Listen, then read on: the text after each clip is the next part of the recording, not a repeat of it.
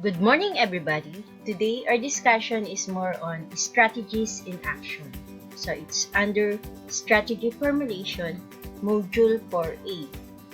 So, let's start.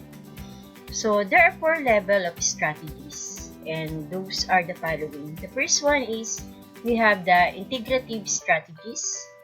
The second one is the Intensive Strategies. The third one is Diversification Strategies. And the last one is the Defensive Strategies. For the Integrative Strategies, they are referred more on vertical integration, forward integration, backward integration, and horizontal integration. So these 4 are part of Integrative Strategies.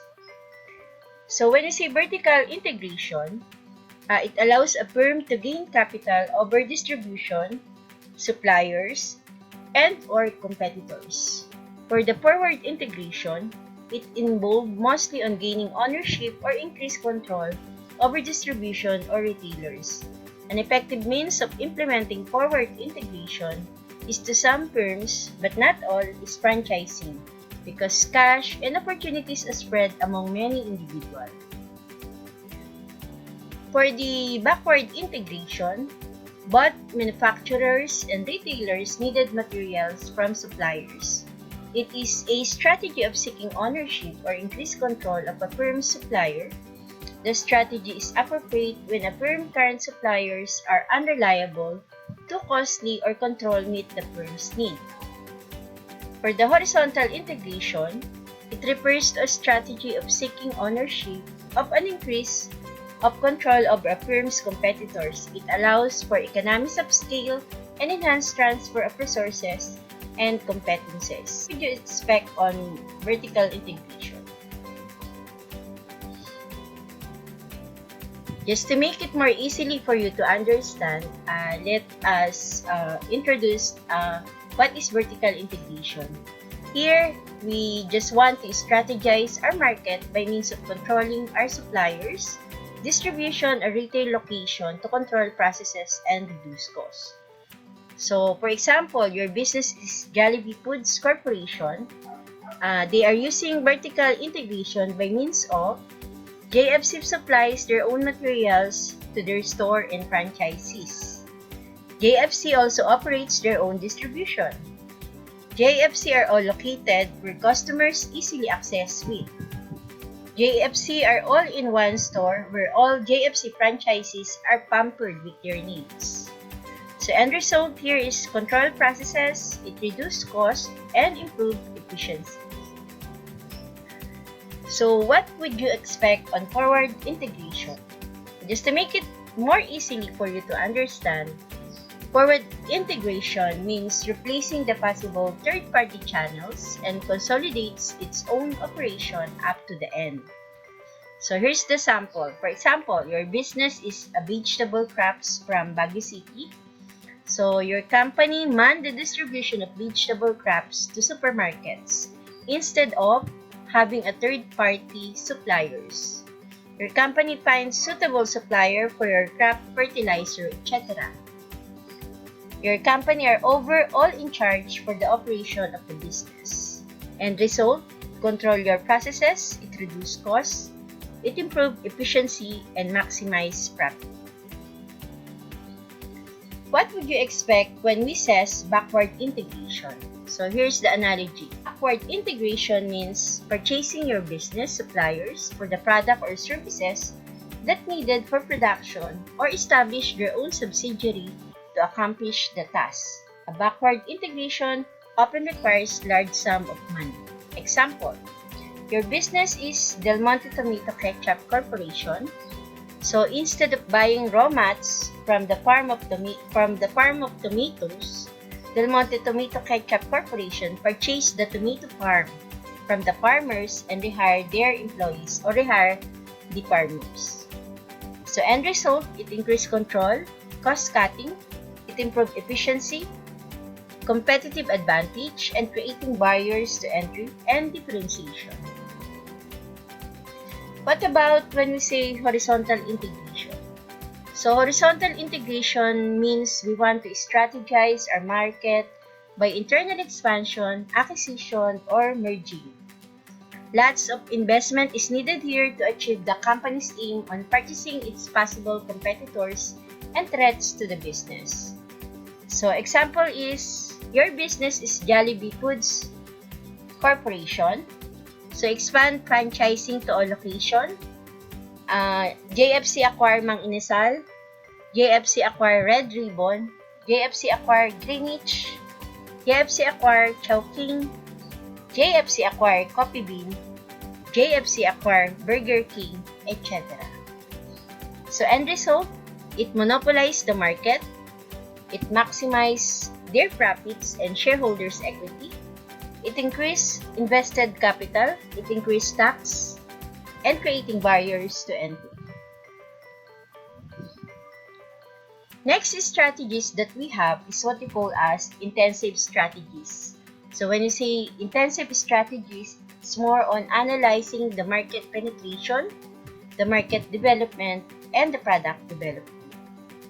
So number one, market penetration is a strategy seeks to increase market share for present products or services in present markets through greater marketing efforts. It includes the number of salesperson, increasing advertising expenditures, offering extensive sales promotional items, or increasing publicity efforts. For the market development, it involves introducing present products and services into new geographic areas. For the product development, strategies that seeks increased sales by improving or modifying present products or services. Product development usually entails research and development expenditures. So what would you expect when we say market penetration?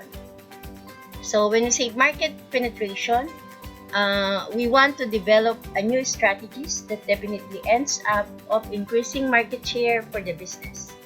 It is an increasing sales of products or services without changing it, but will significantly increase their sales. So example here is Ever Bilena products. So this one is only an example.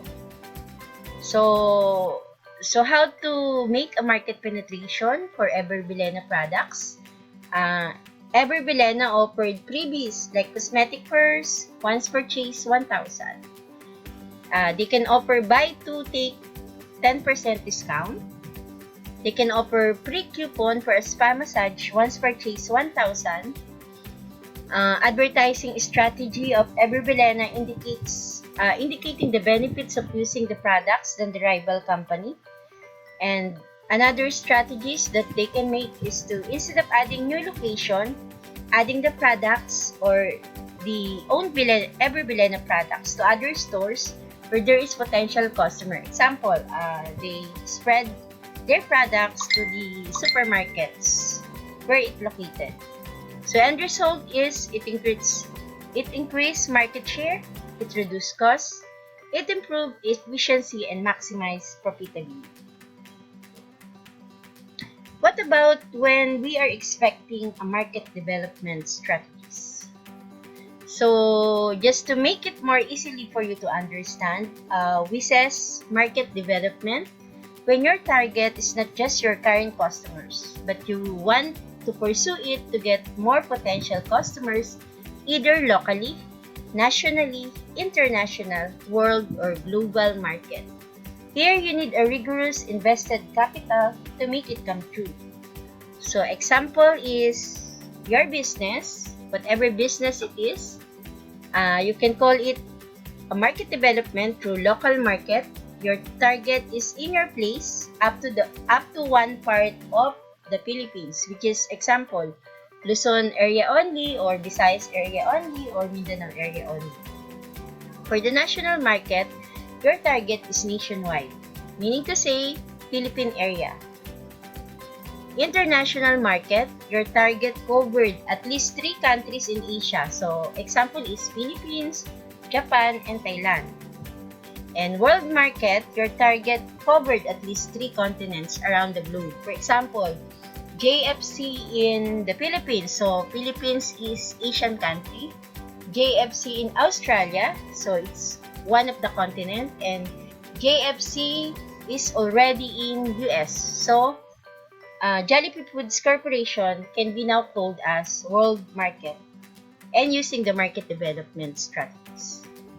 And global market, so when your target covered at least 4 continents around the globe. So end result, it controlled processes, it increased market share, it improved efficiency, it maximized profit and shareholders' equity, barriers to entry, etc. What would you expect when we say product development? So to make it more easily for us to understand, product development means we want to completely change the image of either the firm's product or services into a new and innovative one. So here, a need of talented research and development staffs are needed to improve it successfully. A massive investment is needed to make it succeed. So example is your business, so whatever business it is, you need to change the product by means of improving the promotion. You innovate and introduce the place. You change the product by means of improving its quality. You open a website where it introduces the improved products, improve the raw mats, and change the machinery. Hire talented employees that serve as assets of the company in the future. And use TQM or Total Quality Management. Use benchmarking technique. Use new organizational culture technique, etc. for you to expect a product development. So end result here is a new potential customer, maximize profitability in shareholders' equity, it increase invested capital, and creating barriers to entry. Diversification strategies. There are only 2 diversification strategies. The first one is the related strategies or related diversification strategies and the unrelated diversification strategies. So let's start with related diversification. So it means strategies when their product chain poses competitively valuable cross-business strategic fits. In related diversification, most companies favor related diversification strategies in order to capitalize on synergies as follows: transferring competitively valuable expertise, technological know-how, or other capabilities from one business to another, combining the related activities of separate business into a single operation to achieve lower costs, explaining common use of a well-known brand name, cross-boundaries collaboration to create competitively valuable resource strengths and capabilities. So, for the unrelated diversification, when their value chains are so dissimilar that no one competitively valuable cross-boundaries relationship exists, an unrelated diversification strategy favors capitalizing upon a portfolio of businesses that are capable of delivering excellent performance in their respective industries, rather than arriving to capitalize on value chain strategic fits among the businesses. Under unrelated diversification, an obvious drawbacks that the parent firms must have an excellent top management team that plans, organizes, motivates, delegates, and controls effectively. It is much more difficult to manage businesses in many industries than a single industry. So, just to take it more easily for you to understand, we expect unrelated diversification by means of either buying the similar products or services as a strategy of expanding its business. So here's the good example. For example, your business is one of the famous banks in the Philippines. So you purchase the ownership of the other rival banks. They still use their name, but the operation, strategies are manned by the parent bank or your business. Or you purchase the ownership of the other rival banks, you merge you and your bank into one, the operation, the strategies are manned by the parent bank. So end result is it controls processes, it monopolizes the market, it improves efficiency, it maximize the profit and stockholders' equity, and eradicate competency.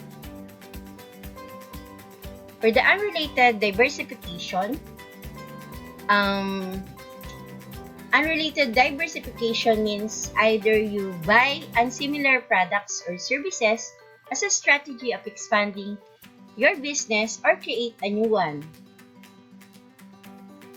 So example here is Gokongwei group of companies. So Gokongwei purchased the ownership of the other rival firms or open a new business that will end up getting a large market and possible potential customers. So here's the sample of company of Robina Corporation. So they have Robina Food Manufacturing Company, they have Robinson Supermarket, they have Robinson Department Store, they have Robinson Hypermart, they have Robinson Land Corporation, they have Cebu Pacific, they have Cito Corporation, etc. So end result, it controls processes, it monopolizes the market, it improves efficiency, it maximizes profit and stockholders' equity, and eradicate competency. For the last strategies that we have is what we call as defensive strategies. So we have three different defensive strategies. The first one is retrenchment, and then we have the divestiture, and the third one is the liquidation.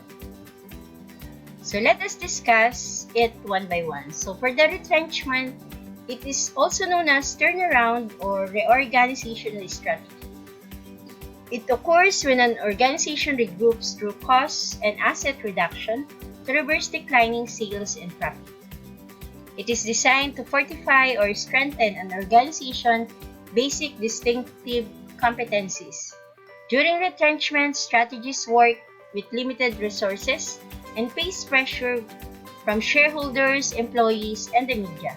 Retrenchment can entail selling of land and buildings to raise needed costs, pruning product lines, closing marginal businesses, reducing the number of employees, and instituting expense control system. In some cases, bankruptcy can be an effective type of retrenchment strategy. Divestiture is selling a division or part of the organization. So divestiture often is used to raise capital for further strategic acquisition or investment. Divestiture can be part of an overall retrenchment strategy to get rid of an organization of business that are unprofitable, that require too much capital, or that do not fit well with the firm's other activities. So number 3 defensive strategies is liquidation. So here we need to sell all of company's assets in parts for their tangible worth. Liquidation is a recognition of defeat and consequently can be an emotionally difficult strategy. However, it may be better to cease operating plan than to continue losing large sum of money. So what would you expect on retrenchment strategies?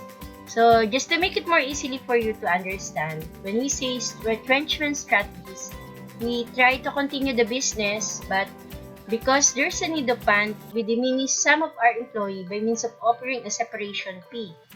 Your chance is to grab the opportunity since sooner or later the company may announce bankruptcy.